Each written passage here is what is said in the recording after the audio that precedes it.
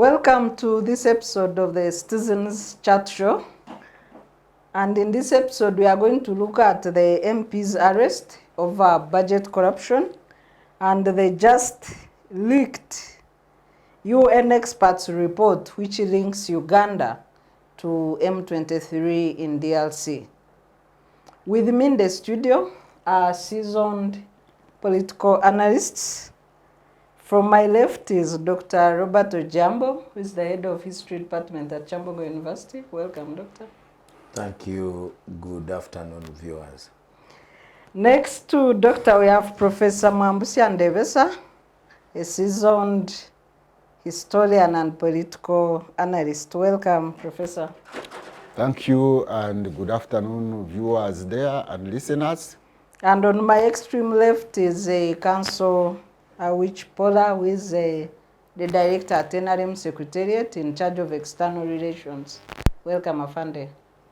Thank you so much, Dr. Sarah, and greetings from the mighty NRM. Thank you, and your host is Sarah Bireete, stepping in for Philip Mlisa. This week, we saw the arrest of 3 members of parliament who spent 2 nights in custody and are now in Ruzira after being allowed in the anti-corruption court. The arrest comes after the threat or the promise by President Museveni to fight corruption, especially corruption related with the budget, the enactment of the budget. And we have also seen, the unveiling of the 72 trillion budget by the Minister of Finance. So is this a genuine budget, or it's Ugandans should look at it suspiciously, given that some MPs could have solicited for more corrupt dealings? Afande, which is starting with you. Should Ugandans believe this budget, or they should look at it with contempt? I was just looking at the charge sheet. Sorry, I was looking at the charge sheet for the possible charges, but that will be later, because I had the charge sheet somewhere. Okay. I could read the charge sheet for you. Please. Particulars of the offense. The 3 charged MPs are before court for having solicited a bribe from the commissioner, the chair Uganda Human Rights Commission, on 13th May 2024 at Hotel Africana in anticipation of an enhanced budget for the commission.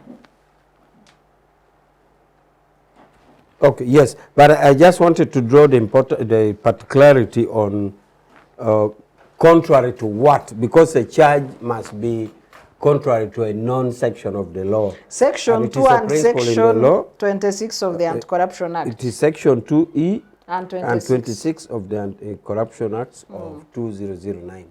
Because as we all know, in the law, you must charge somebody of a known offense and the punishment must be known. And I think this is the section the prosecution has preferred. But back to your question. Your question was whether this... Should Ugandans look at this budget with contempt? Was it solicited through corrupt means?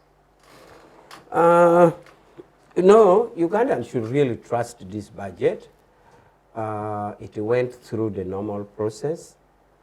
And as I've always said, Ugandans should be proud of this budget, because this budget is coming at a time which, hitherto to our practice, is that when you read a budget, you'd see so many provisions. This item funded by Netherlands, this item funded by Denmark, this item funded by whatever country, by UK aid. Now, no more. Again, you'd find this component funded by World Bank, this component.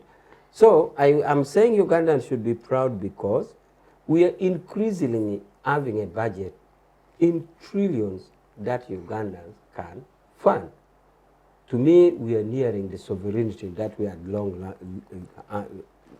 wished to be.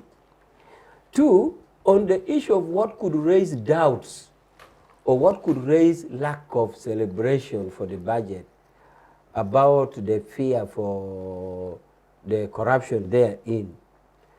I think the corruption there is more of the exception than the rule. If you take the particular case where the MPs are charged, the MPs were said that in a subvention like Human Rights Commission, which almost you can ideally take like a ministry, because it has a permanent secretary. The secretary to the commission is like a permanent secretary. So they were saying, according to the allegation, is that they said we want 20% of it if we are to support your budget to be passed. Because according to them, they even wanted to argue over and above what the government has given. So you can see that of all the ministries, the fact so far that has revealed is one ministry, if we are to take, human rights as a ministry. So this shows the uniqueness, not the general rule. As the president said, is that there is still a belief of a collusion between Ministry of Finance and Parliament. Because the argument and the suspicion is that when you go to Ministry of Finance, ministries are clustered. Like you have local government, public service, and whatever clustered together. Then you have Mr. X or Madam X, the head of that. Now the suspicion is that this Madam X or Mr. X colludes with the Parliament to institute an item. Remember, budget is a proposal by government. Ideally, budget is a government proposal. So once it now comes from this officer, where the official government position is not knowing, like the PS or the minister, and this officer smuggles, like Ministry of Water, 100 billion, then they tell the committee scrutinizing this again, like in a clustering in the Ministry of Finance, even in Parliament, you could, for want of better word, is also clustered because it passes through various committees. Like in the case of the one which is bringing the problem to the MPs, it is Committee on Legal Affairs, because Legal Affairs handles Human Rights Commission, Electoral Commission, Ministry of Justice, you know, those areas of legality.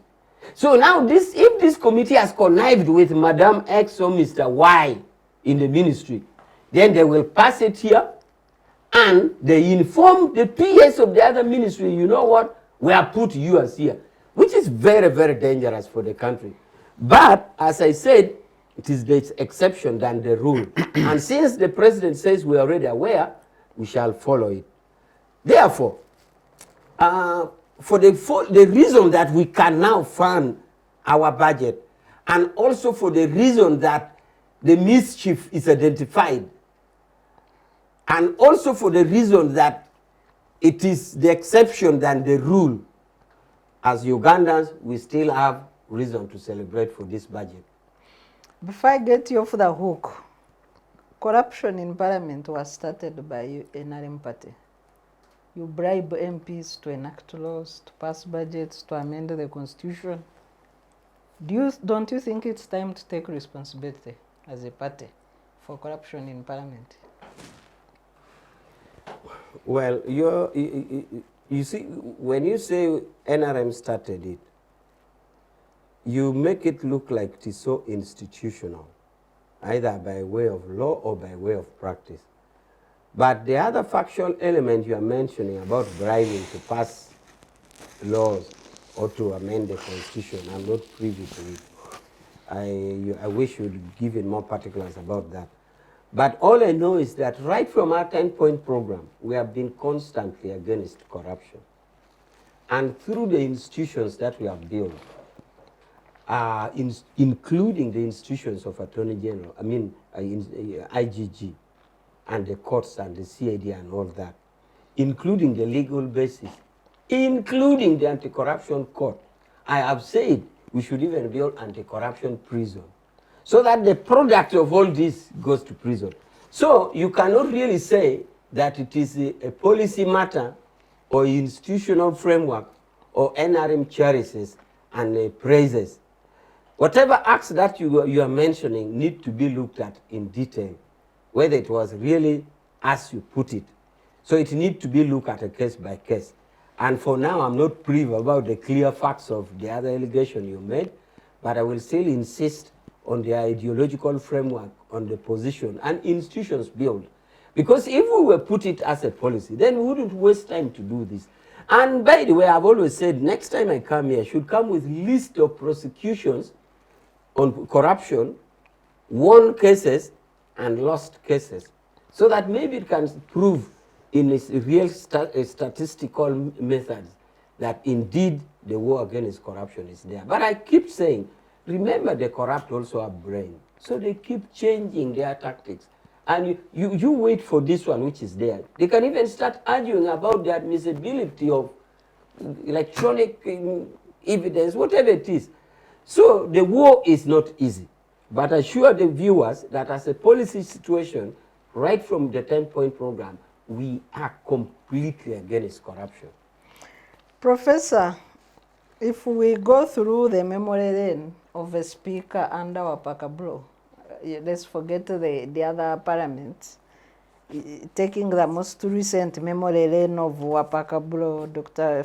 Francis Ayume, second Kadaga, and now Anita Among. Has our parliament been downgraded? Downgraded in respect of what? Because there are very many respects of parliament. One respect in terms of quality of contributions. I think one time Honorable the late Olanya had pointed out even how the 1960s parliament, the first parliament, was more qualitatively superior to the current parliament, in spite of the fact that those who were in that parliament were of low grades in terms of schooling. And this can come within even the issue of corruption, is that corruption has been naturalized and normalized to the extent that it is not a surprise when we hear that members of parliament have been charged over corruption, because after all, most of them, it is common knowledge to everybody that members of parliament come into parliament through corruption. So if you come to parliament through corruption, what do you expect? We have already naturalized it. So when you consider those speakers, I think it has been a gradual process, an evolutionary process. On a downer trend. On a downer trend, in the sense that parliament, first of all, is not autonomous. Most members of parliament know that they don't make final decisions, that actually they don't make laws, but endorse laws or endorse bills proposed by the executive. If the parliament seems to be rebelling against the wishes of the executive, they are called to order through the caucus and they will pass the bills. So most members of parliament, I think, of this generation, and you can see these who have been aligned to the courts of law, they are in 40s. These are the Bazukuru, these are the NRM products. They know that going to parliament is instrumentalizing parliament for self-enrichment. And so that you accumulate enough to bribe people in the next parliament. And so people know that parliament now is a site for deals. So it is deal making. It is, you can see, and these ones have just been caught, or at least have been charged in court. But there are those who have not been caught, and this time from both the NRM and the opposition, they have been involved in deals.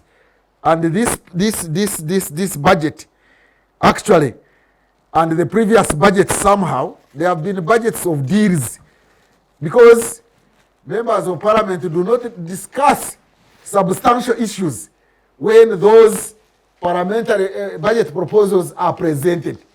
My neighbor here has said that we have become sovereign. Far from that, you have to look at it critically.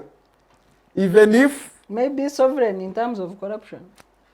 Before we come to corruption even. Raising our own revenue. I think you are not addressing the issue critically. And you know it, you are just covering it up. First of all, the revenue we are collecting is not even half the budget, the expected revenue collected. Number one. Number two, that shortfall is going to be covered by borrowing. And we are going to borrow internally also. Yeah. And from whom are we going to borrow? Sovereign. We are going to borrow from external banks. Do we have an indigenous bank? Tell me any. There are quite a number of these banks, commercial banks, from which government borrows. But they are domesticated. Domesticated how? The capital goes out. The capital goes out.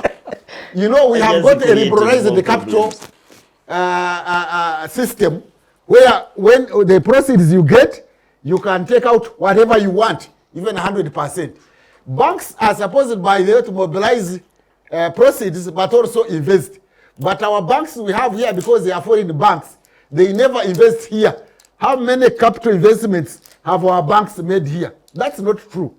But what do our MPs do? They don't critically analyze such issues and say, look here, even the domestic debt we have is also supplied by foreign banks who actually get astronomical profits from our central bank or from the Uganda government and then take it outside. So the parliamentary performance has been on the downward trend, and most members of parliament don't even have opportunity to speak in parliament because, as they call it, it is an ambore parliament. So parliament now, because of redundancy, when I was still in O-level and I was doing agriculture, we were told that hens, when you keep hens together, these hens that are indoors, if you don't put some green stuff somewhere up so that they continue pecking on it and they become redundant, they will peck each other. So, because members of parliament have become redundant, they are now involved in deals of corruption, appearing to be fighting corruption, appearing to be seriously holding the executive accountable when they appear before them, only for at night to go to hotels like Hotel Africana and you cut deals and you become happy. So that is what has become. In other words, corruption has been naturalized and normalized, and therefore the fight against corruption should take a political position so that we change the norms, the political norms of our society. The legalistic way will not solve this problem, in my opinion. Of course, we can attempt, we can do this and this, but we need to change the unwritten laws which are the norms, the political norms. And these ones can be changed when we take political action. If you are known to be corrupt, you shouldn't be elected, if it was possible, but also elevated to an executive position like a cabinet minister. We, as the IGG had proposed, we need to look at lifestyle.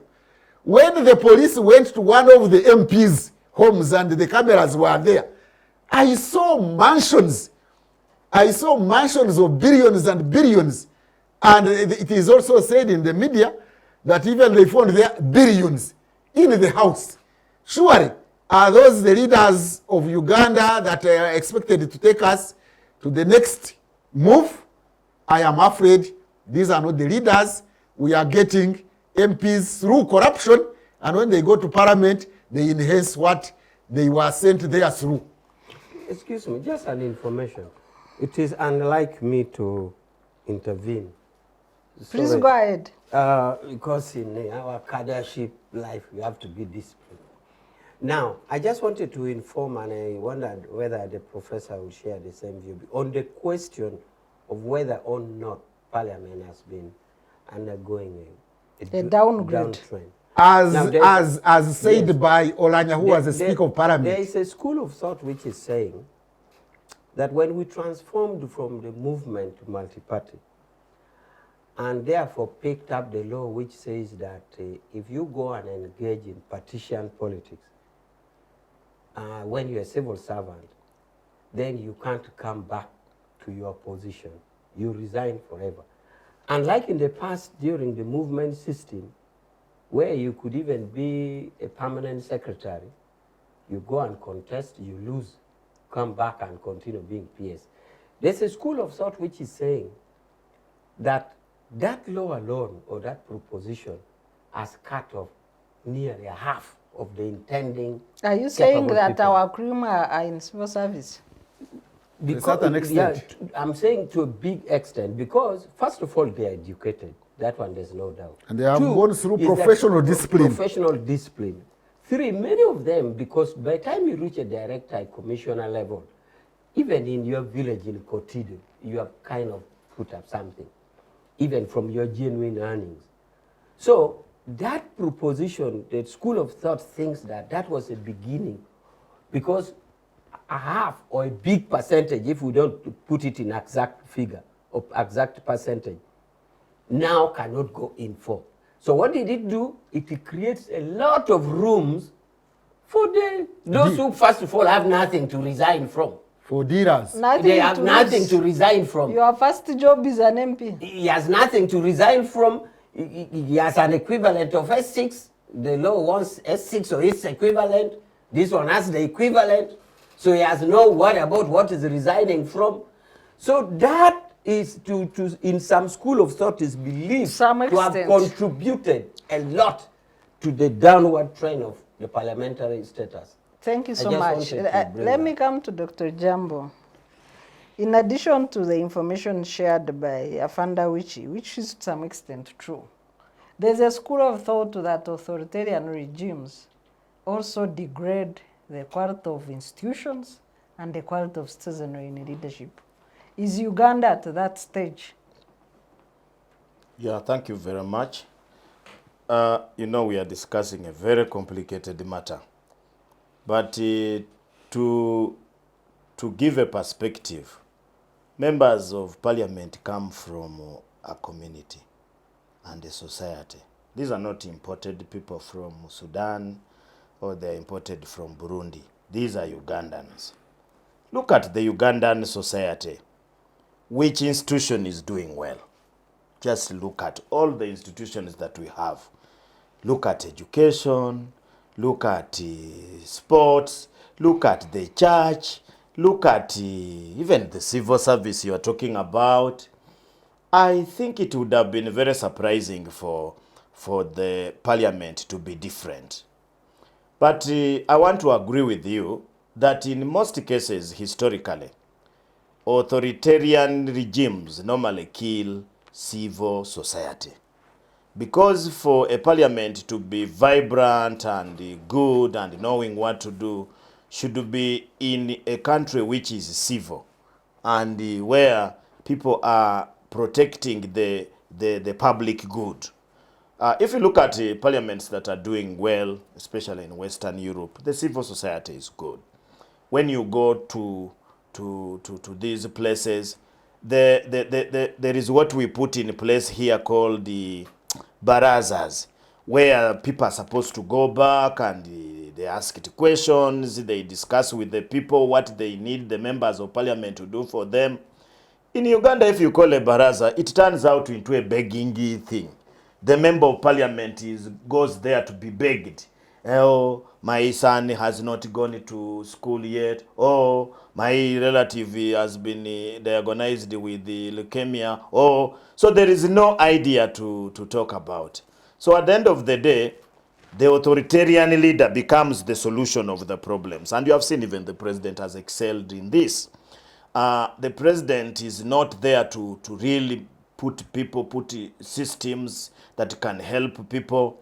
I was shocked the other day when they were celebrating in Chiboga. A man who used to be almost a bodyguard of the president when he was in the bush is still asking for a taxi. Yeah, he thought he was going to ask if a better thing. He said, Mzee ngulirayo kigegemu nja kuba bulungi nnyo. So such a society creates, cannot produce a good MP. Because the MP himself is a beggar.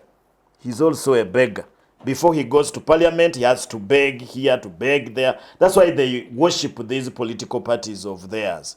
So authoritarianism, true, kills civil society. And once you kill civil society, where people don't talk free, where people are not getting wealth because of laws of supply and demand, people are becoming wealthy depending on who you are connected to, how you can evade a tax, how you can get a property for free, and so on. You have seen these hotels, majority of them are built on public land. If you go and ask you, man, you are building this hotel, especially in Entebbe. If you go to hotels, big hotels in Entebbe, when I was a young man there, we used to go and study there. Some of the places where they have constructed these hotels used to be public land. Some of it used to be part of the zoo. Some of it used to be part of the Gulf Coast, which is a government thing, and government offices. So such people, when they get power, they create an authoritarian man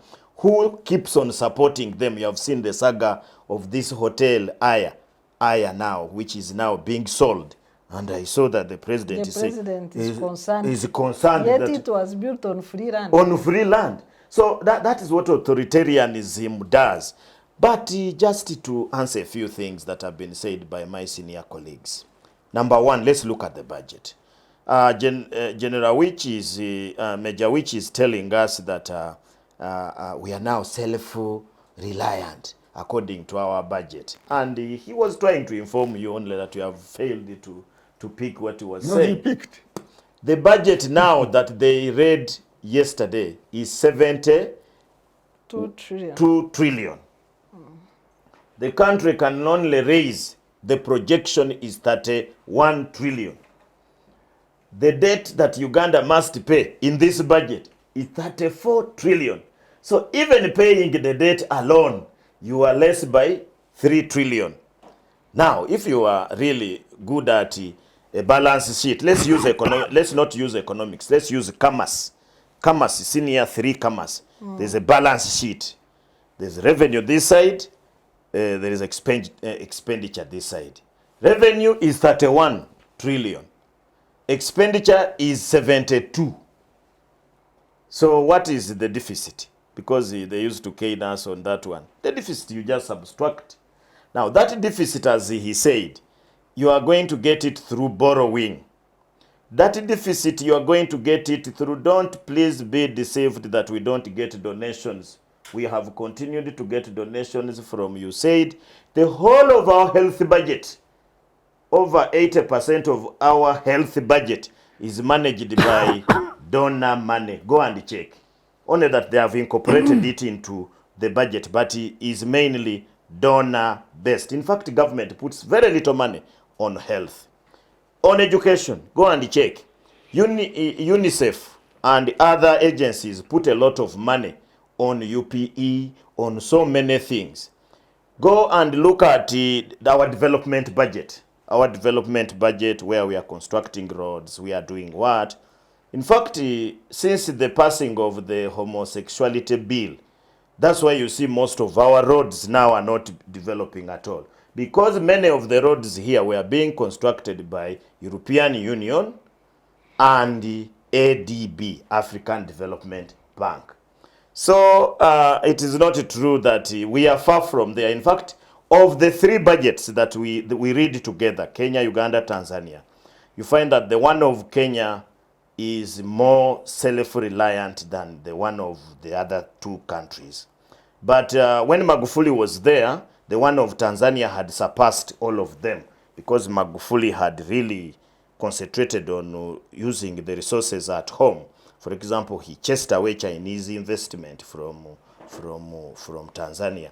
But since he left, things have changed.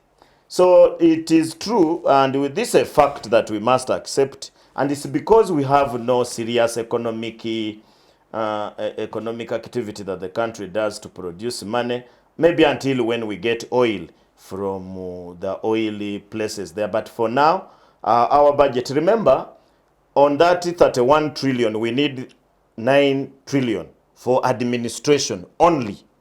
So in development, we have almost zero. In fact, the only money we have, which has been put there, the development money, is 4 trillion. And that money has been put on developing security infrastructure. So it is almost a tied thing, it's tied there.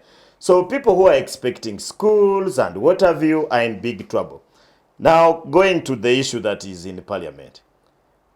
First of all, you asked a question at the beginning, Sarah, that should we trust this budget, which has been read with all the things that it has?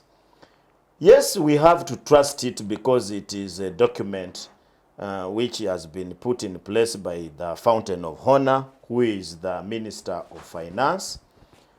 But in economic terms, it is a foggy budget. Last year we had a budget of 52 to close to 53 trillion when you look at the supplementaries which have come. The real thing which was read was 52, but with the supplementaries which came later, it went to 53, close to 54.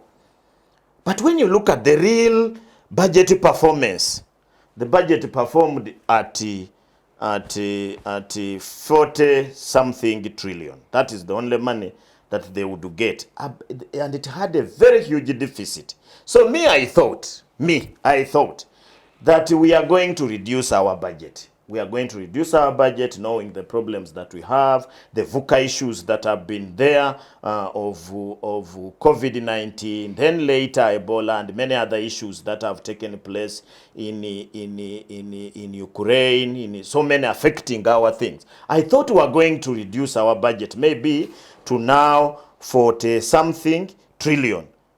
I was shocked that when the first statement was read, we were at 52. And you know, it is even against the law. The lawyers are going to guide us that what is read in that first budget framework paper is what should be approved as a budget. You have to play within there. In Uganda, they have said that it is material, that economics does not work, that law does not work. It moved from 52 to now 70 to 58. Before we knew, it is now 72.1 trillion. So that one alone is a problem, is a big problem.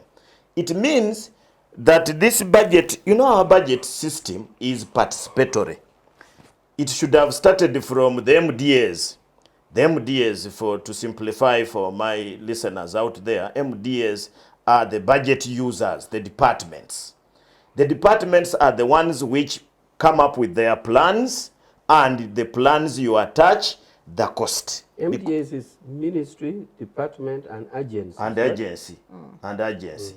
So they are supposed to come up with work plans, because our budget is activity-based. It's an activity-based budget and participatory. So we come up with the plan, we put there the money and so on. Now ours has not been so. I was wondering, how did the budget move from 58 to 74?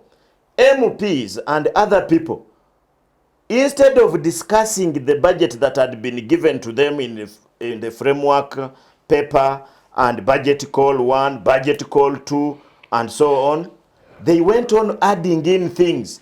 This one says, put for me a school, put for me a road, put for me this. We promised the Catholics in our place a church, and so on. And you know, the technical people were put on a lot of pressure, They start adding, then the president is also adding for this group, the ministry is adding for this group. Or at the end of the day, they come up with a bloated budget, which cannot be fulfilled. You can't be a good planner with the people who are in finance, with the PhDs in economics, and you are collecting 31 trillion, but you are budgeting to spend 72 trillion. Are you going to be thieves? Maybe that's why we are going maybe to Congo, we want to go and steal money there and come and spend it in the budget. Otherwise, if you have 31, if you subtract, that is 41 trillion. Sir, who is saying that our budget is self-reliant? Where are you going to get 41 trillion if it is not foreign funders? And as he has told you, if you are borrowing, there are no rich people here to borrow from who are nationals. You have to borrow. The only bank which has some nationality, but for the church, is this bank for the Catholics. No, it is now house But, shares. They are now foreign foreigners. shares. They are foreign shares. Actually, almost half. It's on Yeah, it is 49 something. It's on a post bank and housing finance. No, but Post Bank, go and look at their portfolio. Their portfolio is very low. It cannot even it's help. the only indigenous It bank. cannot help. So, in my view, I think, to answer your question in brief, is that every system now has borrowed some autocracy. You find autocracy in at the top, autocracy in parliament, autocracy in schools, autocracy everywhere, and that cannot allow. Even in this studio. I don't know. In this studio, we are still very democratic somehow, but we are not. When it comes to time, we are not democratic. So I really feel that, Sarah, to answer your question, yes, it does. But also, what he's talking about is the major issue: moral degeneration. Let me go back to Awich on political corruption broadly. We have violence and the commercialization of politics dominating our elective politics. This has added a lot in pushing away good people because the politics is too dirty. And NRM is the biggest beneficiary of dirty politics. Don't you think that we are reaping what we sow, like the slogan of my school? Well, I don't know if there's a research position which has scoped out the degree or the quantification of the influence of commercial politics to the current political domain, like The in quality. There are many the researchers. quality. There are so I had many attempted research to rough papers. estimate in my own way the other law which prohibited civil servants, but also that was my rough estimate.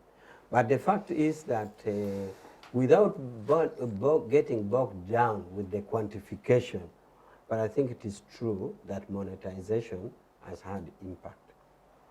But that is different from the position of NRM. Let me say, in my part of the country, in Lango, the monetized, I don't know from where you people come from, but in my place it's so bad. The law prohibits giving things, material or money.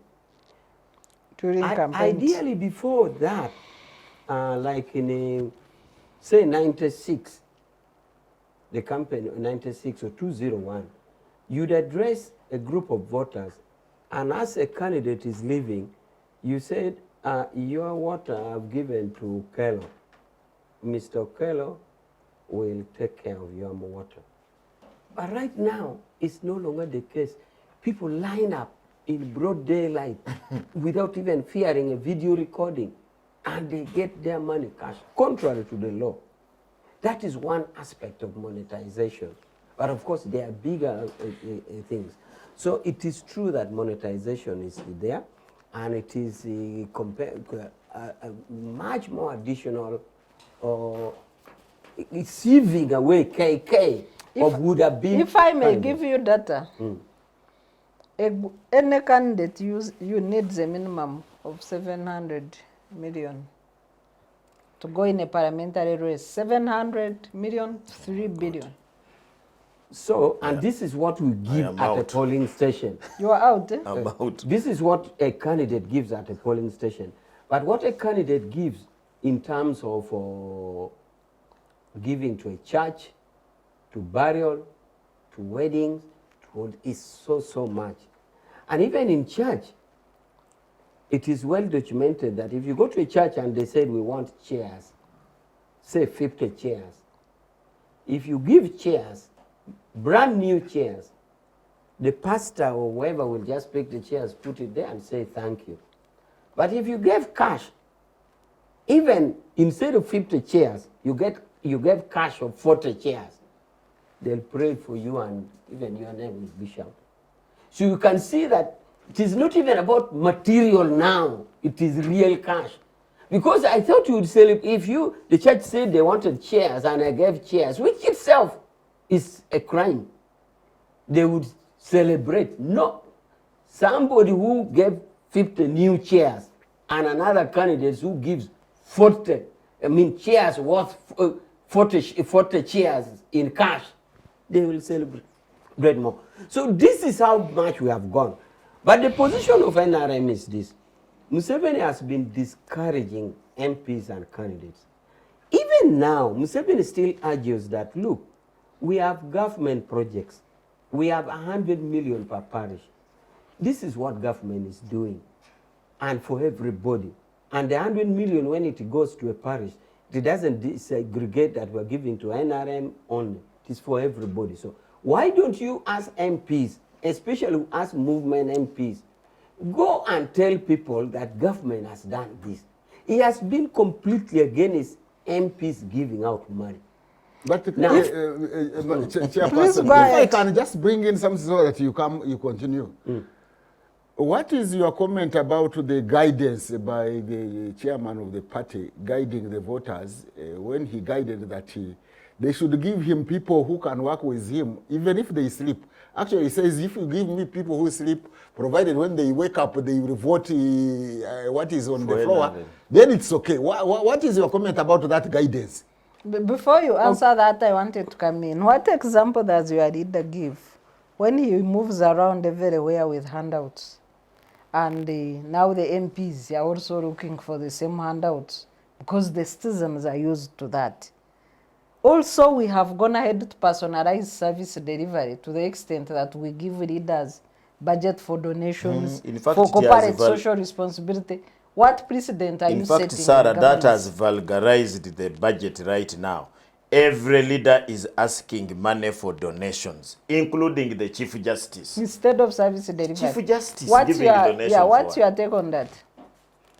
Now, so many things have come up, and I always try to reply to them, but I hope I miss. I will remind you. But first, on the issue of monetization, I just wanted to conclude by saying that as a party and through the national chairman, President Museveni has been very clear against this. Whoever does it, it's a crime. Now, what I think, though, is that we have fought even the military fields and won battles. I wonder why we would not fight this monetization and win it. But a problem identified is a problem I have. It's now identified because it is biting everybody. So, but our position is against it. The next thing you had asked before I come to the professor? Your handouts by your leader and budgets for donations. I don't know where this budget for donation is coming from. I don't know whether the responsible office bearers are getting it from president or what they call benchmarking from other countries. I don't know whether in the government of Zambia, whether the Chief Justice of Zimbabwe or Kenya, whether the Chief Justice also has donation, or we are taking Where it are from... you benchmarking from the president. From the banana republics? So no, I'm just giving any. You can bring any country. But the point is, I'm myself querying the genesis of this practice. But if one nears it to say the fact that the president, who is a fountain of honor, has been giving out, the president is a fountain of honor, and we gave him that discretion. And the president as fountain of honor is genesis of exercising this discretional power that is given to him was as a result of pressure from the public. And of course it started as small pressure, but it became big. But I do not think that the discretion given to His Excellency as a fountain of honor should influence to turn out to be bad practices in other offices. So that's why I'm saying, whether they borrow it from Banana Republic or they are borrowing it internally, it may not be a good direction. The fountain of honor is the moral trend setter of the country. They don't need to borrow from anywhere. I've answered that. So I've answered about, I wanted to go to you, I've answered about donation and personalized service delivery by leaders. Hospital in Bukedea, sijui what. Is it necessary? That is wrong. That is what we had said. That's what I'd said, that the chairman has been telling them that stick to government ambulance services. is by MPs. That one, the national chairman, the other day we talked about it crazy in Chankwanzi. So the party position is to decampaign or to remove individual involvement in service provision, but rather to tell them that what government is doing, go and supervise in your constituency, because the MP in a constituency is a big man. He can check how this money is being used. Already government position. So ambulance, personal service, we are against it. Now, Guidance. Guidance, the professor's guidance. It's not To mine. be specific, You see, to be specific, Professor. Awich, your chairman was campaigning in Usoga, and he said it was a by-election. Yes. He said, even if you give me an MP who sleeps and who only wakes up to vote NRM, it is okay. He guided. No, you see what happened in that situation is an over-interpretation of what the president said. What the president was saying is on the fact that we want our flag bearers who holds our ideological position to be supported. Even if And they are when- incompetent. I think that is what I'm saying, the over-interpretation And of there is it. no interpretation. That Let's is the not interpret. over-interpretation Let's of just Let's take ju- the let's statement. just take Now, the if face you value. take the literal understanding of the statement, then you miss the point. But the point there is, the point there is that take the mischief interpretation. There are various laws of interpretation. There's the literal interpretation. There's the mischief interpretation. The mischief interpretation rule says, what do you intend to cure? What mischief was the statement meant to cure? In this case, the mischief rule, as opposed to the literal rule, is that they wanted to say, as a party, we have an ideology, we have a manifesto, we agreed with. So if you send me somebody who is already bound by this manifesto and ideology, it is easy to work with. So take that, interpret that statement from the mischief rule, You're even not the making literal it rule. worse. Does it mean that NRM supporters are sleeping? They are sleeping. You are back to the interpretation. So that guidance, that So guidance. if these doctors, PhD people, can interpret it that way, how do you expect a peasant in the village there, in the rural setting, to have interpreted it otherwise? No, it's- that you are not supposed to send to parliament people who go there and sleep and make deals, and you arrest them. Deals is your introduction. Yeah, The but because president's if you- statement was not about deals. Because if you Deals move is your away, addition. Afande, if you move away from But if you wake up, meritocracy you enter into a and deal. you are promoting incompetence as a fountain of honor, this is where the country goes. No, it was really not, Sarah, not about the promotion of incompetence. It was about the bringing people who agree with the party manifesto and party ideology. Even if who they are used to work. incompetent. Incidentally, Professor, the peasants understand him easier than the doctors. And in many cases, that's why we They have send the him majority. sleep MPs. The sleepy was just to say, I don't want, it is easier to work with Sleepy somebody people. who believes in the ideology of the party and who is going to work with me straight away. So the sleepy, you are making the interpretation in the literal interpretation, not the mischief interpretation. Professor, how can we restore the image and purpose of Parliament as a temple for democracy in this country?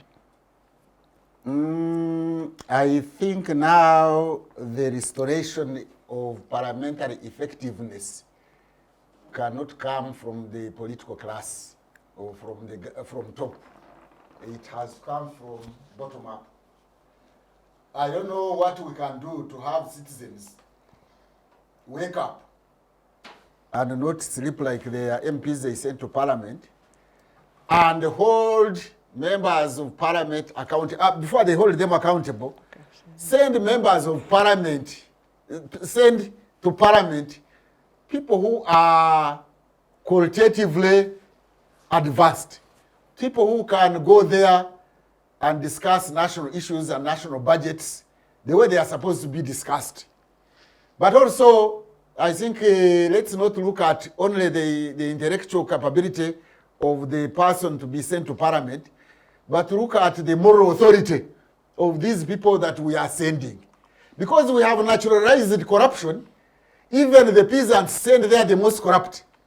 When you are the most corrupt and therefore you pay them a lot of money, you facilitate them more, you go there with a very big car and they raise the dust and they clap for you, and they sing the highest, then you become the ideal person. So I don't know what the population will do, but our population is largely peasants. And therefore, they may not easily conceptualize these issues. For them, they think that, for example, money comes from manufacturing it. Government can manufacture money. So if you are an upright candidate, potential candidate, and you go to talk to the peasants without oiling them, they will think you are a thief, actually. They will think you are the thief. Why? Because government gives people money to bring to us, but this candidate is not giving us money, therefore, what they give him, he is keeping it. That's how they interpret it.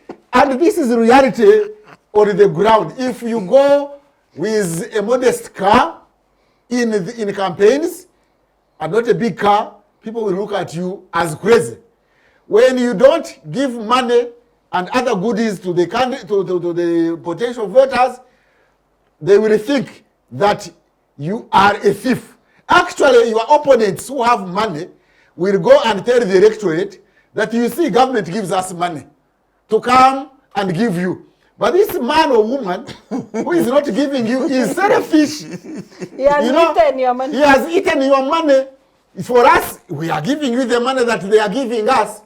And therefore, the whole issue of corruption and elections has now become the norm. Natural. It is natural that during campaigns, you must bring money. And therefore, this ties up again to the donation culture that has now developed. The president has been giving donations.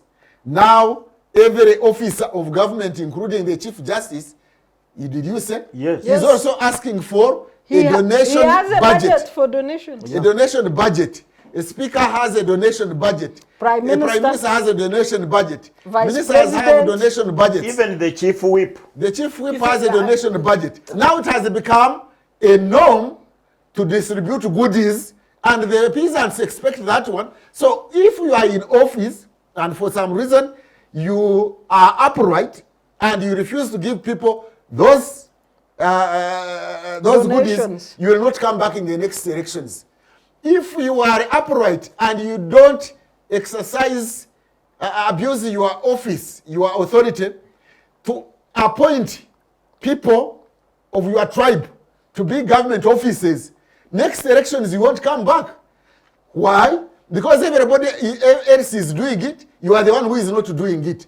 So when the people have normalized the abnormal and somebody stands out as a stranger who has not normalized corruption, he is rejected by society. So society has been socialized, that's how we call it in education, socialized to believe that government or the state is a center for grabbing. Are we at a point of primitive accumulation of capital? This is worse than primitive accumulation. At least there was primitive accumulation of capital by capitalist entrepreneurs. But we now have a situation in Africa and Uganda where the primitive accumulators are even primitive in terms of entrepreneurship. So the money is wasted. The other homelands of capitalism, the primitive accumulators were entrepreneurs. They had entrepreneurship spirit and skills. And so what they accumulated, they invested it into increased production and productivity. Ours are wasteful. They are building mansions, where you find somebody with a house with 9 bathrooms. I don't know how many people go to those bathrooms and very many toilets. And then you buy a vehicle of 1 billion and you splash it even in public. So we have got this conspicuous spending, which was before primitive accumulation of capital. That is in the stage of capitalism. This is primitive accumulation of feudalism. That is what we are having. And this will not develop a country. It will not. Because the accumulators are themselves having a primitive mind. We are taking a short break. We will be back with this interesting debate. Digital rights are those human rights and legal rights that allow individuals to access, use, create and publish digital media or to access and use computers, other electronic devices and telecommunication networks. Digital rights include a right to freedom of expression, information and communication through technology, a right to privacy and data protection, a right to credit for personal works, a right to universal and equal digital access, a right to identity, a right to anonymity, a right to be forgotten, and a right for protection of minors, among others. The state's digital rights are frequently violated through various unfair actions, for example, blockage of websites and social networks, theft of credentials, unauthorized use of people's data for personal gain, privacy intrusion, online censorship, arrests and intimidation of online users, internet blockages, and the proliferation of laws and regulations that undermine the potential of technology to drive social, economic, and political development worldwide. It is hence every citizen's responsibility to respect rights of other digital users and to speak out or report to the responsible parties when one's rights are violated. Welcome back to that short break. We are still on the Citizens Chat Show. Our panel remains as earlier constituted, and we are concluding on how to restore the glory of Parliament as a temple for democracy in this country. Dr. Ojambo, Singapore developed on the strength of meritocracy, but we have seen a deliberate practice by the Fountain of Honor and his colleagues promoting mediocrity in our leadership, including presidential advisors, weak leadership in Parliament, and the rest of the mediocre ministers. Where do we go from here? Yeah, thank you so much for that example. If you look at the Singaporean leader who started that revolution, we need to see where he came from. This man came from the banking sector, and therefore a very serious business sector. And he was also a lawyer. And a lawyer by profession. In the banking sector, you make mistakes, you are finished. You make one simple mistake, the bank has collapsed. So when this man was... by the way, it was not that he got a vision to come and lead Singapore. It is his colleagues who identified him, and therefore they gave him that moral power. That, Doctor, if you don't mind, I give you even the background to that. Yes. You know, Singapore is composed of people of Chinese origin. In fact, in 1966, the Malay people of Singapore was part of Malaysia. So the Malay people felt uncomfortable with these Chinese immigrants who were concentrated in a certain island, which is Singapore. And the Malay people said, you go it alone, you just leave us alone. And that's how they constituted the Singapore. But the point I wanted to make, which is not legalism, is that they have a Confucian value system of service. True. So the Chinese have that ancient norm of meritocracy in public service. It did not emerge just because Lee Kuan Yew went to a bank. The bank was an additional. You can continue. Yeah, thank you very much for that information. He continues to teach me.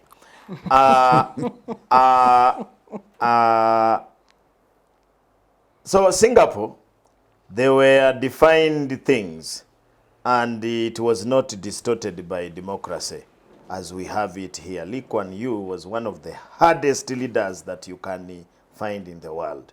Now come here. I've always talked about this project thing. Once the project is still on, you cannot, because the project... The life presidency. Yeah, the project, Museveni. That project leads to a lot of compromises. You have to compromise in order to achieve the project. President Museveni, just look at President Museveni in 1986. That is a man, I remember at that time I was in Form 6. And I was really crying. I need to vote, so that I vote this gentleman. Because at that time you would see he was speaking to the needs of the people. He was talking about this society transformation. Today, he has abandoned that. He is into how to promote everything must be linked to the next election. The next election is the issue. And the election is a game of numbers, not quality. You must have more votes. You must have more people to put up their hands in parliament, and so on. So number one, I think the first thing that we need to do, because in the constitution we have put it in our constitution that we shall be changing from time to time how we want to be led. We have tried this thing, it's not taking us anywhere. For us who are fishermen, if you try to oppose the wind, where the wind is coming from, even if you are very powerful until when you get an engine, but even the engine, you travel, you don't travel towards the wind, you travel a little bit aside of the wind. Doctor, remember we have a cabinet of fisher women. Oh, Yeah. And fishermen. Fishermen, of course, that was also ridiculous. It was a ridiculous statement which has created us a lot of problems. So the president sometimes is in a catch-22. Because if you look for a smaller parliament with very reasoning people, they are going to ask you a lot of questions. You have seen that there is a State of Nation address these days in Uganda. It is not even debated. Because the people who are there are the likes that he talked about, who just come sleep. These days they are bought glasses, these dark glasses, so that you don't see them sleeping on the State of Nation address or during a function like what was there yesterday. So those characters, the only way to eliminate them is to change a system. To change a system of going to parliament and getting into leadership. For example, I don't believe in the thing of over-representation, that every small group should be represented in government, in parliament. No. If I became a leader, the only way to reduce that parliament is to remove these constituencies. Because the constituencies are just so many. We have so many districts right now, in my view. We have 147, the ones which I know. I mean, others may have come up. So for me, I would just say 2 MPs per district, a woman and a man, so that there's nobody even to complain about affirmative action. There's a woman and a man each district. These things of numbers do not work, because if numbers was the issue, then in Wakiso would be having a lot of MPs. Segona has over 300,000 voters. Semuju has over 400,000 voters, but is competing with another constituency which I may not mention, where you have 3,000. So numbers, that one I would bring it no way, it does not help. So district. Doctor, just for information, it's unconstitutional because Article 63(5) provides that we should recreate new administrative units and constituencies 1 year after the census. And that means once every 10 years. But NRM has been it is. By the way, that gerrymandering helps him a lot. Helps the government a lot. I can just give you, I've given these statistics always, that Western Uganda, Greater Western Uganda, has more MPs than the rest of Uganda. If you look at the number of MPs and you look at Greater Western Uganda, from Kisoro to Kasese, they have more MPs than the whole of Buganda, Lango, Teso, all of them. And it works for them. And the majority of them, 98% are NRM. Such a session should bring with figures. No, you go and check. You should bring. You just go and check the number of constituencies. 98% are NRM, and the 2% are independent leaning NRM, with a few FDCs. Just these days there are very few, maybe in Hoima too, the other place. So that in itself creates a problem. Number 3, the other thing we need to do, I think, and these voters, we need civic education.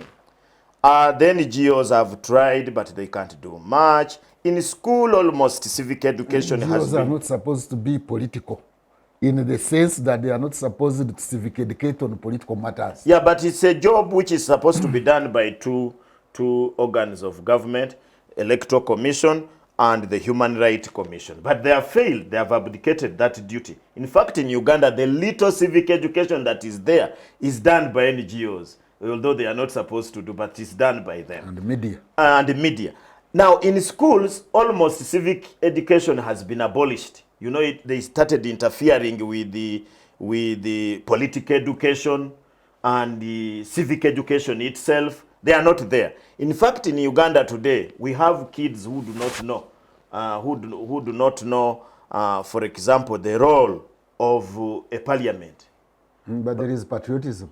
Patriotism is for preaching about a great leader. They don't preach about these things, the role of a parliament, the role of police. In fact, children these days, if you ask small children from these schools, what is the job of police? To beat up people on the streets. That's what they think. So how do we restore? That's what I'm saying. You need to restore in education, civic education, where children get to know these things when they are still at the tender age, to know the role of a parliament, to know a role of a president, a role of this thing, as we used to do in PLE. We would do those questions in PLE. These days they're asking funny things in PLE. I think the other thing that we need to do to restore sanity, like he has been saying, people should start shunning these wrong characters. They should be shunned. They are representatives of the president, like presidential advisors and other DCs. No, me, those ones already, I have no business with them. If you're a presidential advisor, if I have a function and you introduce yourself as a presidential advisor, I don't know what, I don't put you on the program. I just don't put you on the program because you have no business there. But you are a minority. Yeah, we will start with 1. Even 1,000 to reach 1 million, you must start with 1. So this business, somebody has died, you don't even know him, you come there, I'm your presidential advisor, and I'm in charge of the program. I don't put you there. So we should shun these people. And that's why some of us are not happy with some of our leaders now. Whether we are patriotic or not patriotic, but leaders who are doing bad things, there is no way we can support them, including in church. We need to shun these people who are doing bad things so that we speak about them in funerals, we speak about them in the church, we speak about them in the market so that they get uncomfortable and they stop doing what they are doing. But by and large, if you look at the parliament today, the parliament of Uganda today, you would really wonder whether it is the third arm of government. In fact, the parliament is now a place of bafere. Bafere. Now, if you want good bafere, you go to parliament. No wonder. When they are demanding them money, they run towards the parliament. These days, did you know that there are some MPs who almost sleep in their offices? Because when they're in parliament there, you cannot arrest them. You can't go and arrest them on the chambers or in their offices. So they run there. So I think we need to rethink and come up with what type of parliament you would want to, for example, take children, take students to listen to a parliament. You would waste a lot of time now to take students to go to this parliament of Uganda today. Because you reach there, people are just abusing each other. This one is accusing the other that you killed, you have been killing people over land, and the speaker is listening. Another one is saying for you, you're a thief, instead of discussing. You know, being a student of history. That also the speaker says he's speaking your nonsense in the parliament. Yeah, that come and speak your nonsense. Of course, that's what I'm talking about. I have been using Hansards for my research. Hansards were things where if you went there, you see a lot of reasoning. he talked about the parliaments of 1960s before they were chased away by Amin. If you read the Hansards, things that they were discussing, how they were discussing things, how the speaker was moderating the issues. And for your information, one of the speakers of Parliament of Uganda is Museveni. Museveni is one of the people who participated as a speaker. NRC. So I think he's the one maybe who started this type of thing But in this practically country. speaking, he was not always in parliament, except It was when there was Chigongo. something he wanted. It was Chigongo. Yes, but he was the speaker. And you have seen even in Uganda today, when they want something funny to pass, it is the deputy speaker who will preside over that one. So long as the speaker herself does not have interest in that thing. It started with the Ayume. Every time, no, secondly. Before secondly, parliament was very good. When secondly became a speaker, every day they were going to pass a funny thing, you would see Kadaga seated in the seat there. Really? Then when Kadaga became, she also started delegating the deputy speaker to pass those things. So I think that delegation, but that is not the issue. The issue is that our parliament is not doing what it's supposed to do. But it is also because of the law. The law itself is deceptive. They deceive that parliament's role is to check on the executive. Make laws, cut out oversight. Yes. When you read the law, Budget when you read the appropriate. law, when you read again the law carefully, and recently they have been telling us that parliamentary things are just advisory. The president is not supposed, it is not shall. If they rule something, like for example, if they take a parliamentary thing a supplementary budget and the parliament rejects it, what happens? Because in most cases in Uganda, by the time the thing goes to parliament, they have already spent the money. Appropriation. That's why they bribe. Appropriation. This appropriation. If the parliament rejects some appropriation, what happens? The president still will announce the thing. So it doesn't work. Awich, as we conclude on this topic, was it intentional for NRM to kill parliament and kill the voice of the people in democracy through vulgarization of the institution? We have not killed parliament. We are the one who produced the parliament. There was a parliament. There was parliament at independence. Parliament. Oh, now, Starting with the legislature. I'll just mention in passing a few things. I may not have time. Then I will answer concretely your question. Professor said that we are borrowing from the bank, which is Which are foreign banks. But Foreign I banks. mentioned that is domesticated, in a sense that when a bank comes here and it is registered, it has to operate within the laws of the country. And that's to the extent I meant by domestication. So even if it is foreign, the mere fact that it is boxed into the legal regime of the country, so it is okay, it is normal for us to do that. That's what I meant by domesticating it. The other thing is, are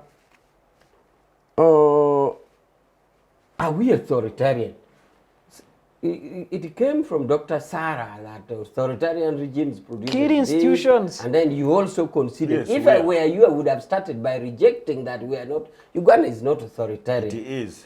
So, and then you even... But there can be positive authoritarianism. You What even is your problem? degenerated it by saying that each illegal act of an individual amounts to authoritarian. Then we're losing the definition I don't know of why. authoritarian. I don't know why you are even on the defensive. They are Because it they is are wrong. positive authoritarian regimes like that of Lee Kuan Yew Yes, but this one and that is one not of authoritarian. this guy of South Korea. I'm not to the differentiation of good and bad one. I am saying, is Uganda NRM Museveni authoritarian? Yes. No, it is not. We are democracy and we shall remain as such. So about whether they are good or bad by authoritarian, that is proclamation or what? by institutional framework, by the legal regime, by the practice that are there too. So please, we are not. Now the other comment I wanted to make in passing is about donations. My view is that donations as per office bearers, which is now going to, maybe we shall also end up having RDC asking money for donation, is not, in my opinion, not a good thing. First of all, it is so discretional. And whoever holds that money uses it at will. So if I have 3 billion and I decide to donate only to my aunties and my uncle and my, so who would blame me? I have donated anyway. And then how shall we now differentiate, since this discretionary, the money you have used for yourself and what you have donated? And further, who will now know that the 3 billion you have got, you donated all of it? So I think it's a bad direction that we does the extent of disempowering citizens bother you? Economic disempowerment of citizens that has reduced them to beggars and created a leadership generation of Father Christmas. Does it bother you as NRM? You know, this empowerment that you are talking about, Sarah, to the contrary, we have empowered. To the extent that even now, there are still frameworks for empowerment. That's why you have had throughout the entire time, several government interventions, economic interventions, even at regional level, like Northern Uganda Reconstruction Program. If you lift the veil and you check there too, there are several intervention programs to empower the people. Even now at the national level, we are talking of Paris development. We are going to so many interventions, youth fund and everything. So contrary to the view that people are being disempowered, there are several interventions that has empowered the people. But you are referring... It's not wrong. It is wrong to say people are being disempowered. We have a long list of interventions to empower them. Sorry, I found it to really come back and forth with questions. You are referring to cash bonanza programs, which are really disempowering citizens. Is this empowerment in your view? Now, if you think that giving 100 million in a parish for the citizens to involve in production is disempowering them, go to any parish and say remove it. It is not. And now the statistics is showing that those who have got money have produced. If there are few others who get and drink, those are the exceptions to the general rule. In our considered opinion, when we were drafting this, we thought it works. Give us time and see if they have not produced their cotton, their coffee, whatever they have to. So we have so many interventions areas to empower than to disempower. Finally, in my short notes comment is about what Professor talked about the history of Singapore. Professor, you say that it is more anchored on the norms or the beliefs. Confucianism. Yes. That sounds idealistic. No. It has worked. Sounds idealistic. You see, Professor, I'm from the material pine of philosophy, that consciousness, the opinion and the behaviors of people are shaped and determined by the materiality. Possibly you and could the other go way around, further. according to Engels and Gramsci. Maybe further you could have gone to say this physical, what material aspects is it in it? Because you risk saying that a group of people are like that because they are like that. Yes. And others are bad because they are bad. Which Tradition, is not correct. not natural. Tradition is that So where does the origin of the materiality of that? Can I give you an example? That tradition. Can I give you is an that example? tradition born by God? Can I give you an example? it is learned. Can I give you an example? What is so? I would expect our viewers for you to go deeper and even explain that materiality of that tradition. Otherwise, you make people render to a view that some people are like that because they are like that, Because they have a or tradition. others are created. Where does that tradition come It from? evolves. Then you explain it. Can I don't give you leave an it example? hanging. Can I give you an If you don't example? if you leave it hanging, Professor, you create a Go and read situation Gramsci. of people believing He's a that Marxist. others are like that because they are like that. Can I give you an example? In Asia, people's belief really so much affect their actions. They have got work habits. For example, that are different from an Indian, by their morality, if you marry outside or if you engage into a relationship out of your sect, the punishment is not by court, it's by moral. You just go and commit suicide. And they do. When they are found, they commit suicide. There is a minister in Japan who went for a UN meeting And by bad luck, he went to and had a lot of hare at night and slept and did not go to the function.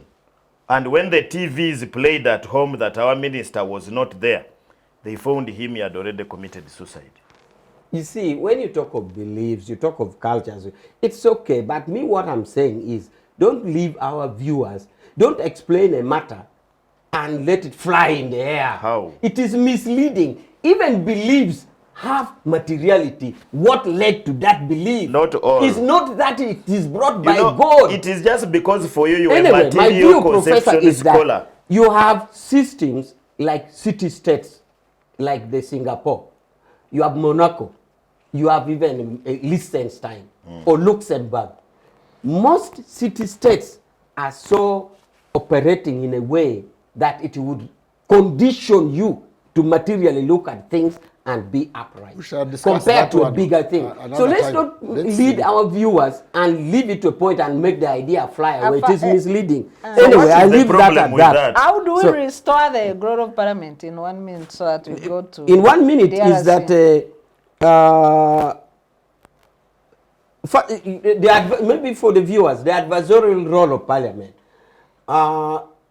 Parliament have roles to pass law, which is binding. That is not adversarial. Yes. I think the adversarial will make it clear that resolutions passed by parliament, it is only resolution, but laws are binding.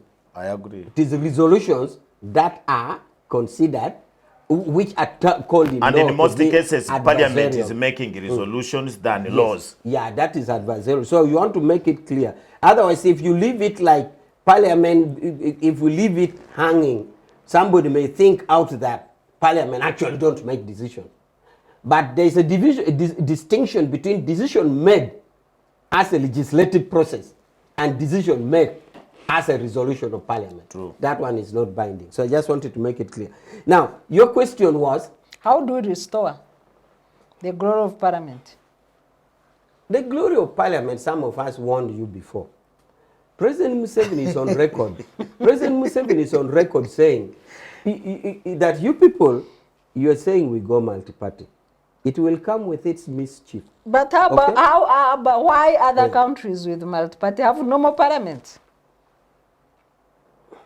Well, like which one? Tanzania, Kenya. They have normal. Yes. Go They- there and they hear are how not they are like crying. us. Go there and hear how they are crying. Anyhow, we had already entered on part of the reasons that has led to this parliament being like this.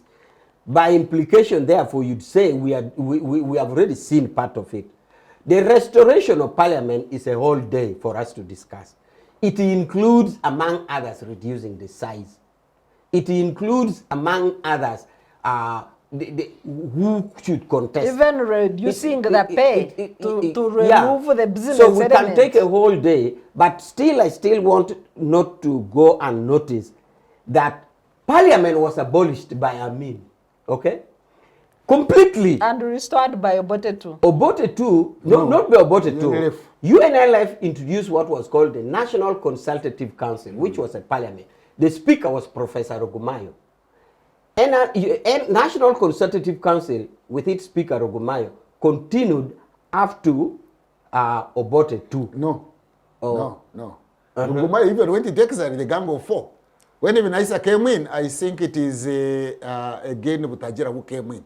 He first became a speaker even before Obote came. True.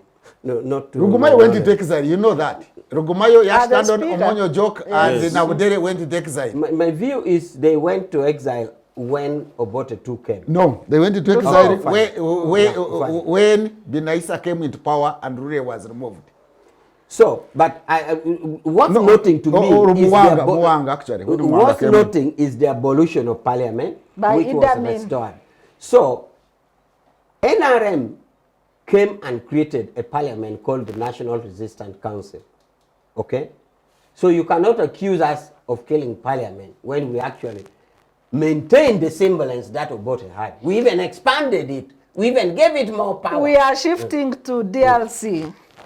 In 2014, DRC. yes, the UNI Experts report linked Uganda to supporting the M23 Rebels, with evidence which included satellite pictures of UPDF taking support machines and arrest. M23 rebels were then rehabilitated in Uganda, but 3-4 years ago they went back. And Rwanda has been accused alone of supporting M23 rebels to destabilize DRC. Just this week, a report leaked of the UNI Experts. It will be the 3rd report on M23 by the UN. It links Uganda and the UPDF again supporting the M23 rebels, including independent magazine CEO and renowned journalist Andrew Mwenda. What are our relations? What's the nature of our relations, Professor, with the DRC, and why do we keep interfering with the sovereignty of DRC? The DRC question is actually an accident in the waiting in this region. And I have heard leaders here, notable among them is President Museveni, condemning identity politics. I think I agree with him. We should condemn identity politics even beyond our country, so that it becomes a no-go area even for the whole of Africa. So the DRC question in Eastern Congo is an identity politics question that spills over into the neighboring states and vice versa. So I don't know whether Kinshasa understands these identity politics here, but I can see a spillover from Uganda, from Rwanda, and from Burundi. These 3 countries have vested interest in Eastern Congo. These 3 regimes, the Kigali regime, the Bujumbura regime, the Kampala regime, have interests in DRC. And they have got allies in DRC. And the sooner the East African community came up, and these leaders, these administrations in the 3 capitals I've talked about, they came up to assist Congo. I know the Kinshasa administration is weak. It has got its weaknesses. But should we leave its weaknesses? You know, in Europe, at some point in history, in the 19th century, there was a problem in the former Turkish Empire. And they were calling it the sick man of Europe. And somebody was saying, the sick man of Europe is about to die. But all these other countries of Europe were like vultures. They were looking at the sick man of Europe, which was Turkey, the Turkish Empire, so that each one can grab part of the Turkish Empire. Actually, that is what happened. That's how Europe ended up having colonies in the Middle East. And as that coming in the Middle East has created political crisis in the Middle East to date. So, in the spirit of Pan-Africanism, I would want us to go and help the Kinshasa administration not to just look at Kinshasa or Congo as a sick man of the Great Lakes region, and they're taking advantage of it by having allies along ethnic lines, which is very, very, very dangerous for Congo and for the Great Lakes region. I mean, it is common knowledge that the M23 rebels, we are not here talking about what they are fighting for. That's a different matter. We can discuss it another day. But the fact is that the M23 rebels have got allies in Uganda, allies in Rwanda, and allies in Burundi, although they have also enemies in those countries. So you find that Burundi's strategic interest in Congo is solving its problems in Burundi. Rwanda has strategic interest in Congo, solve its geopolitical problem, to solve its problems in Rwanda. Uganda has got, of course, challenges, security challenges in Congo, but it also has strategic economic interests in Congo. But when we are looking at that geopolitical politics ongoings in the region, we should stop allying with one group or the other. We should go and have a spirit of Pan-Africanism, solve the problems of Congo squarely by identifying the challenges there, advising and promoting dialogue. But what is happening with Kigali, Bujumbura, and Kampala is that we are seeking for allies in Congo. And in the process, we get entangled in the politics of Eastern Democratic Congo. We make it even more complex to solve. And then we shall always be denying this and that and that. Who doesn't know that M23 rebels are always crisscrossing this region? Coming and sleeping in Kampala, sleeping in Kigali. I don't know, for Bujumbura, they may not be so comfortable there, sleeping in Nairobi, and talking to these people who have been identified, the likes of Mwenda, and the likes of Mwenda and company and others, instead of actually telling these rebels that, please, go and discuss the challenges of Eastern Democratic Republic of Congo and go to the roots of them and have dialogue and solve them. Instead, we seek for allies with those rebels. You know, there are very many rebels in Congo. Forget about M23. There are very other rebels in Congo, and their problems spill over here, and our problems also spill over there. And then we start playing identity politics. This government supports this group. This government supports this group. We should help the administration of Kinshasa. I know the administration of Kinshasa does not understand the complexities of Eastern Democratic Republic of Congo. But I can assure you, in my analysis, Kampala administration, Kigali administration, and Bujumbura administration, they know the problems in Eastern Democratic Republic of Congo, but they have not helped the Kinshasa administration. They just want it to remain in that fluid situation, take advantage of it, and maybe take the spoils. Dr. Ojambo, DRC has been known as a sick man of Africa for a long time. But at the heart of the conflict are its neighbors and the international community because of the minerals. We have had the failed East Africa peace process. India's peacekeeping troop in DRC recently. But in 2015, a combination of Tanzanian and South African troops flushed out M23 rebels. And the then Tanzania President Jakaya Kikwete posted on Twitter that there had to be men in the room. Even today, SADC. That they are what? There had to be men in the room after they defeated the Uganda and Rwanda-backed M23 rebels in 2015. So just today, when the East African community troops failed because of the conflict, you know, the conflict of interest, in DRC, SADC came in.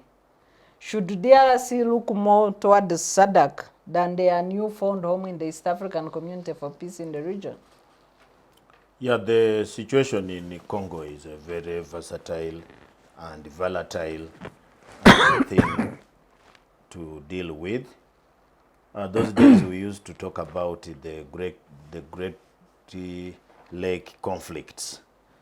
I think we need now to change that and concentrate it on Congo and Southern Sudan. Even the Sudan now is a problem. But in the Congo, number one is because of the failed state in Congo. I don't know, after the death of Lumumba, Congo failed to create a state worth its name, because even the strong Mobutu Sese Seko ruled for a very long period, but it did not have a state which he could control, especially Congo, including Badolite, his home. And one of the biggest problem was lack of infrastructure. So much so that in Eastern Congo, you cannot move from Lubumbashi to another place by road. You have to fly. And because of that, it produced a lot of warlords. And with these warlords, majority of them are ethnic warlords. Now, the 1994 genocide and crisis in Rwanda created a very big problem for Congo.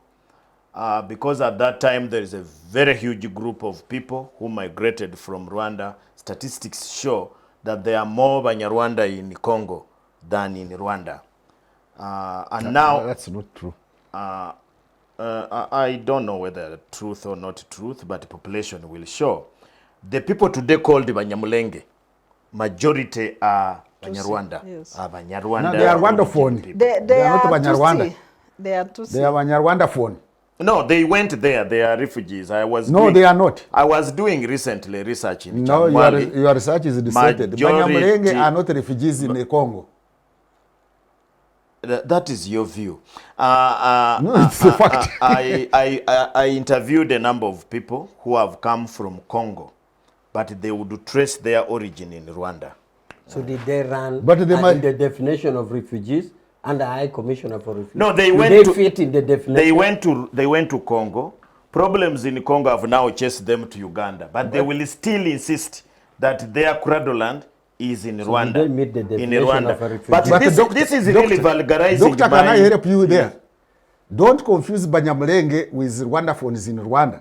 Or the M23 are not Banyamulenge. No, majority of them are Banyamulenge, by the way. Majority of them are You can Banyamulenge. continue. We don't have time. Banyamulenge. They are not. Majority of them are Banyamulenge. They are not.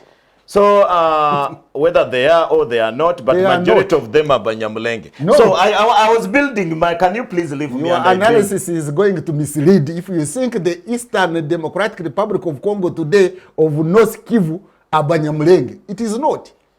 Have I said that? Yes, you have No, said the I majority are said Banyamulenge. majority are. Majority are. Continue. Yes. I will explain after. Yes. So you need to do studies there. So I was building my now in March 23 there was a movement that came up, and this movement later divided itself into two. There was M23 Rwandan leaning and M23 Ugandan leaning. And how do they become leaning? In Congo, the commander is a very important person. So these commanders, one of them happened to have had a lot of links with Uganda, and which created a conflict. For some of you who saw the conflict which was between Uganda and Rwanda on border, was emanating somehow from that conflict of M23 in Congo. Of course, the president managed to get Tshisekedi on his side. And Tshisekedi has been spending most of his time blaming Rwanda, that they are the ones supporting M23. In fact, that has affected what you are talking about, the East African community, or the East African security, whatever. Museveni, being diplomatically a little bit experienced, he managed to play it cool. And the M23 Uganda seemed to have retreated. They retreated, and for a long time, because you remember, M23 was almost taking over Goma before those forces you have been talking about came. M23 was almost taking over Goma. So when the M23 was blocked by Tanzania and later South Africa and Angola, some Angolan soldiers, they agreed now to talk with these people. And one of the demand is that they should not be treated as if they are foreigners. They want a stake in the government. And the argument is them as an ethnic group are being a little bit sidelined in many of the things they argued. They are not being given military positions. They are not being appointed governors, and above all, resources. Genuinely, we agree. We agree that those may be correct ethnic demands. But M23 has become now a force of a Cold War sort in Congo. Just before, Doctor, if I may give you some information. This is from Andrew Mwenda's article 4 days ago, and he's referring to why he has been named in the US report, experts report, as one who facilitates the M23 political leadership. And I quote, "I met them around March 11th at my office. They included Lawrence Kanyuka, Desiree Rwigema, and a third person whose name I cannot remember. I had always thought M23 was an ethnic militia of the 2C of Eastern DRC.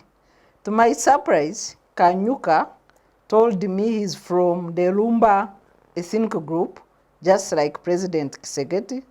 They gave me a list of their leaders, political and military, most of whom were not Tutsi. In fact, one of them is a Hutu Congolese. I was intrigued and sat down to a long conversation. And then he explains how It is up to you to believe Mwenda yes, or not. this is Mwenda's version. So it is up to you to believe him or not. Yes, this is Mwenda's version. I'm just quoting I the think story. that Mwenda version of M23 must be these ones who are being who are being accused that are being supported by Uganda, that group, because there is also the other group of Rwanda. And for me, I have always thought that why would Kagame support such a disorderly group? But I understood it is a buffer. It is a buffer zone.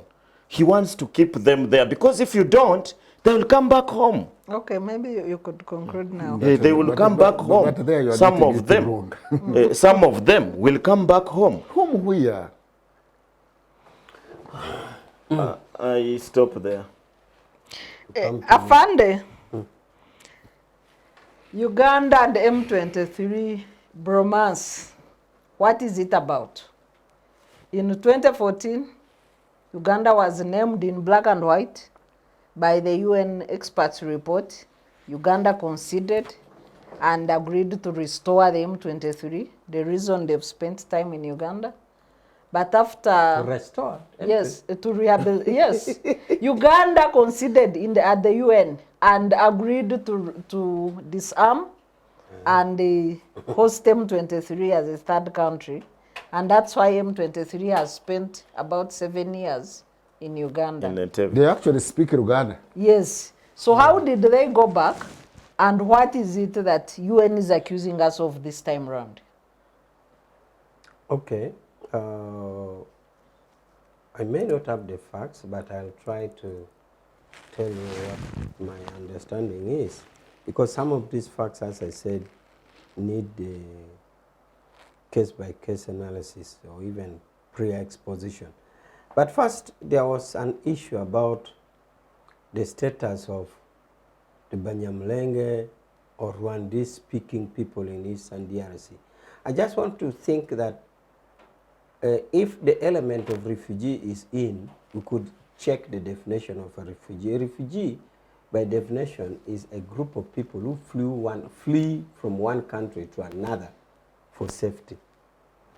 Therefore, if you have a Choli in Uganda, which is a big community, and there's a Choli in Sudan, remember the Choli in Sudan are bigger than even the Choli in Uganda. True. So you wouldn't take a Choli in Uganda to be refugees. Neither would you take the Bafumbira, who actually speak Kinyarwanda, or the Banyarwanda of your village in Itungam. So communities, especially in Africa, were cut in the 1884 Berlin Conference in that the geographical areas were left with communities cutting across. But even then, if you look at the Ugandan constitution, the definition of who a citizen is, it puts it on the 28th of 1926. 28th, 26. 26th 1926. of which month? Of Yeah, Feb. I don't know the is maths. 1926. I don't know the 1926. details. So that one is to say, the bottom line therefore there is that the current map of Uganda took shape, and that is when a Ugandan became a Ugandan. Therefore, if Kisoro was in Rwanda, then that does not make them refugees. So I think that if that is the definition of refugee, then it would help us to find out who really merits a definition of a refugee in Congo, and therefore who is Rwandese by citizen and who is not. Otherwise, if we don't take that, then would take all the Cholis in Sudan, or all the Cholis would be there, or the Agri-Awori, you would say they are either Kenyans or what.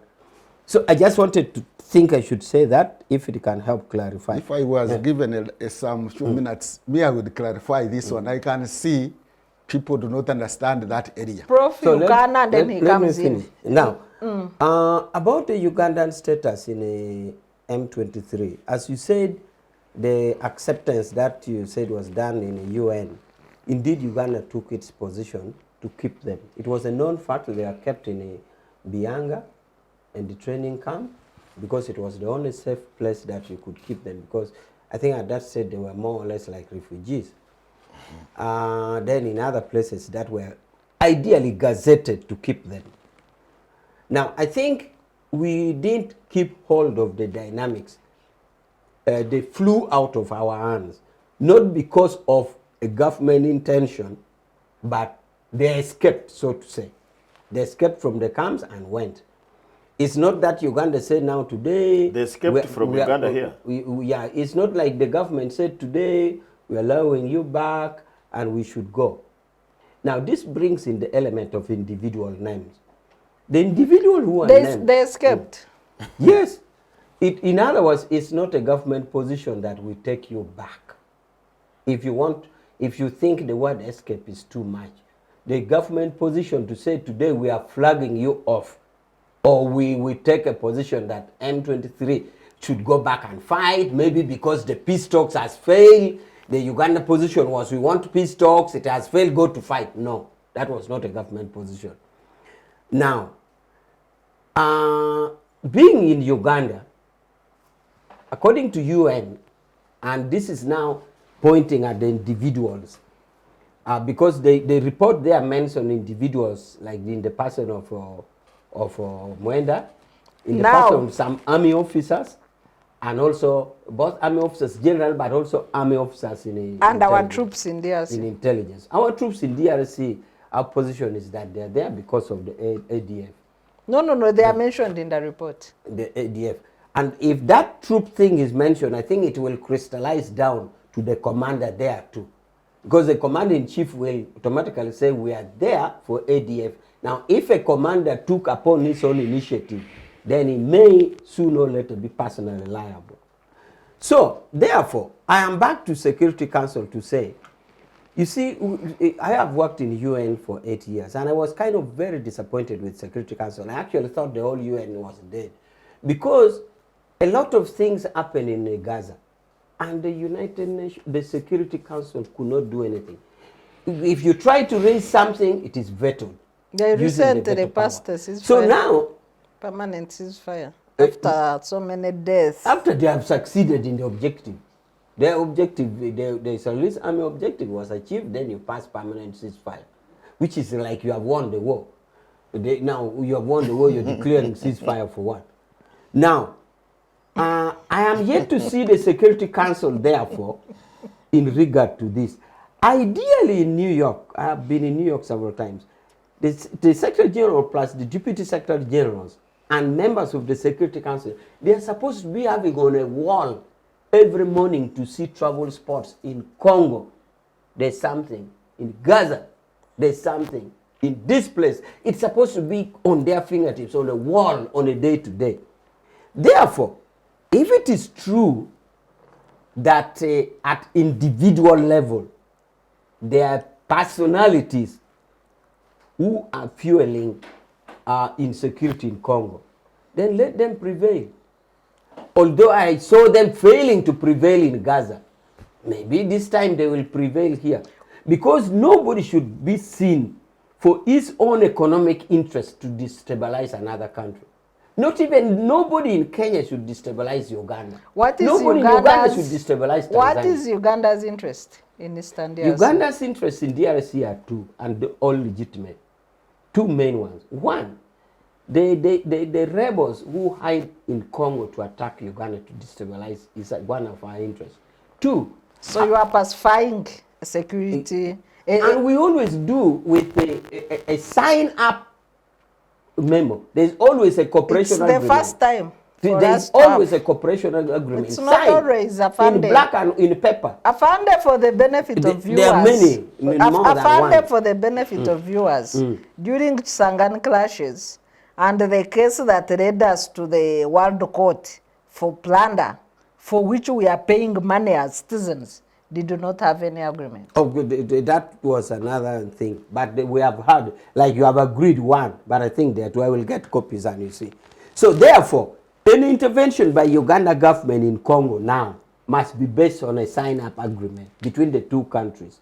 So you are asking me the interest. One interest therefore is security, and this security system should not just be anyhow. It must be an agreed position by the two ministries and the two presidents. The two governments said, you're going to have troops on these terms and conditions. That is it. The other thing is that the interest is that we have pure legitimate economic interests. We think that as neighbors, just like Kenya, just like South Sudan, Tanzania, we should be trading. Legitimate or illegitimate? Legitimate. Because the legal one. Okay. And that is why we even said we can offer to build roads if it can ease our movement. And we also make both parties, their revenue points are accurate. The revenue point of Uganda, URA, the migration, both migration and revenue on both sides should be working, and everything should be legitimate. Because our two people, I mean, the Congo and Uganda are one people. You will know that King Iguru actually are part of Bunyoro in Congo. Even King Oyo, there's some Toro who are there. Same thing with Alur. Alur are in Congo, they're in Uganda. Kakwa Kakwa, this tribe of Amin, a big thing are in Congo, including Logbara. So we are one and the same. So we can only do that through legitimizing it, not legalizing it. So we have two clear known interests, security and economic interests for both countries.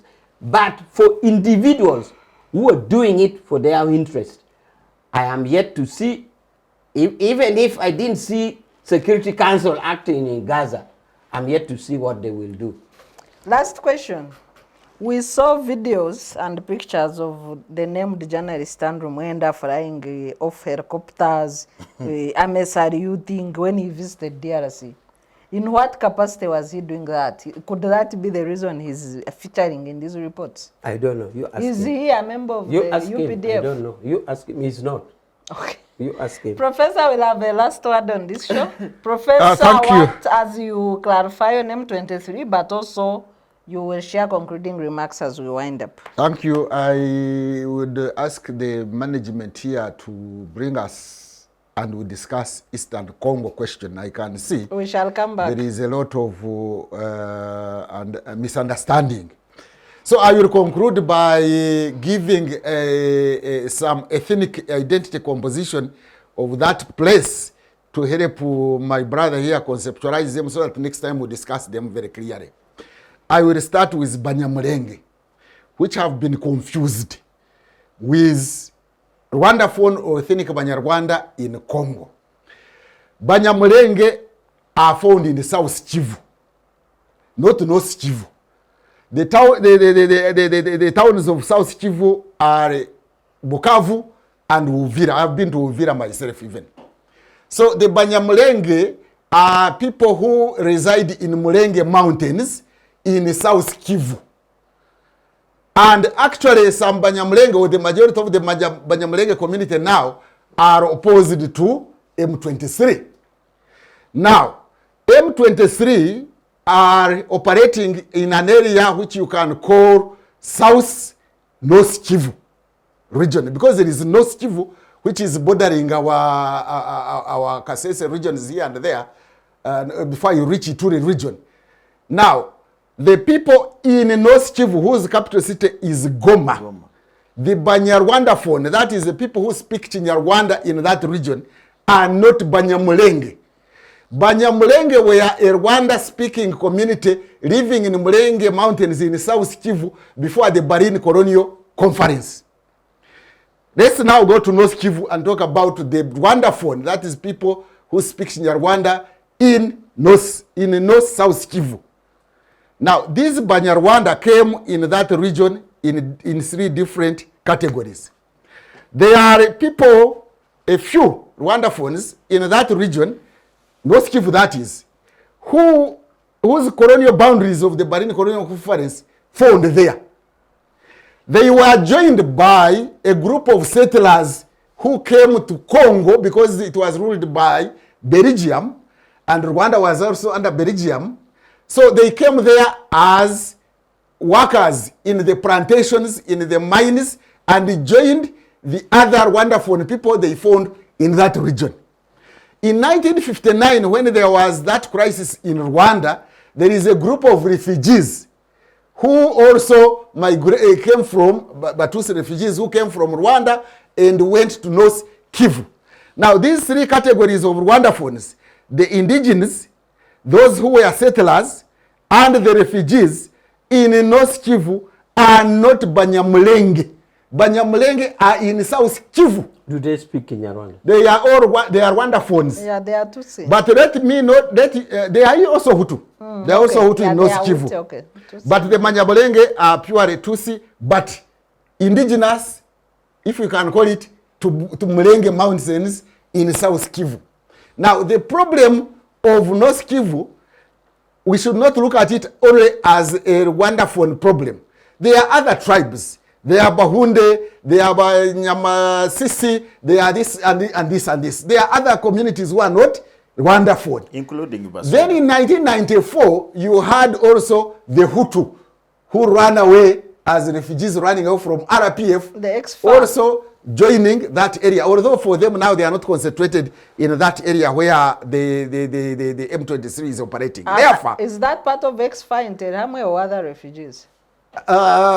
Interahamwe, we are in Interahamwe. Interahamwe was a youth fighting group in Rwanda, but there are people who ran away from the crisis in Rwanda and went to Congo who are not Interahamwe. Okay. We have confused Interahamwe to the extent that some people think when you are a Hutu, you are Interahamwe. That is wrong, totally wrong. So anyway, the communities who are now involved in that war in North Kivu, North-South Kivu, I want the population there to know, and my colleagues here to know, that they are not Banyamulenge. Banyamulenge are a group of Rwanda-speaking people in South Kivu, not North Kivu. So don't confuse Banyamulenge with all the Rwandaphones in North Kivu. That's what I wanted to explain. No, they're all there. They're all those groups are in M23. Banyamulenge actually, as rebels, are the ones who overthrew Mobutu. It is not this group that is M23. Okay. It is the Banyamulenge.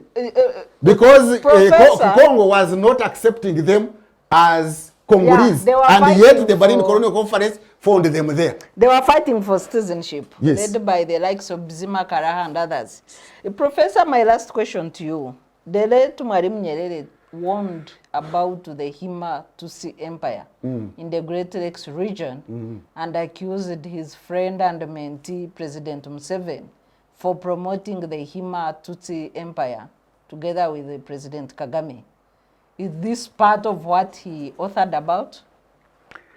I think researchers like my friend here and political activists and those who are interested in the Great Lakes region must address this question. Maybe I am just lazy, I should also set the ball rolling. We want to understand the Hima, Tutsi, and the Hutu, the Hima, Iru, and then the Tutsi, Hutu dichotomy. That dichotomy actually spreads even in Ituri province. Who am I talking about? I'm talking about the Hema and the Lendu. The Hema and the Lendu also have issues. You remember the other time of late Kazini when he went to Congo and supported the Hema against the Lendu and caused the crisis in Ituri province. So this dichotomy of pastoralists versus agriculturists, cultivators, within Eastern Democratic Republic of Congo and the Great Lakes region needs a study so that it is understood clearly and addressed squarely. Thank you very much. Just a sentence. You know, my senior colleague thinks about a static society. And he says this group came this time and remained like so. In the report, just read the report.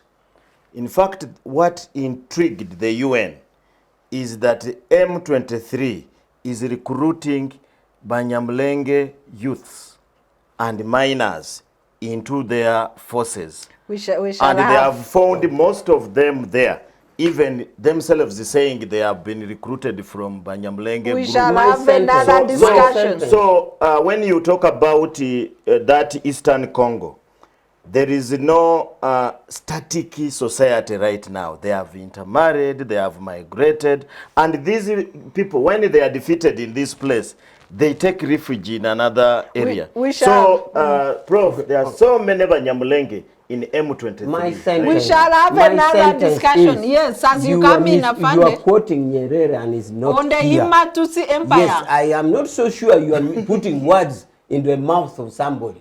He's not here to defend himself. What evidence is that For Nyerere said? the record, I said it. attended the Mwalimu Nyerere symposium. And Nyerere said Where, just wait, Eh. where it was put to President Museveni in his keynote address to defend himself against a manuscript of Mwalimu Nyerere on the intention to create a Was it recorded? Tutsi Yes, empire. it was It's recorded. recorded. Was it recorded? I It is have recorded. a defense of President And Museveni. President on this Museveni issue. Sarah, defended don't worry, himself. this is not a court. No, but I'm No, but it is answering him true. with It his, is what true. I'm saying is factual. That has been it, dear viewers, from us, the Citizens Chat Show. Till next Friday, see you. Thank you for being good followers. Bye-bye.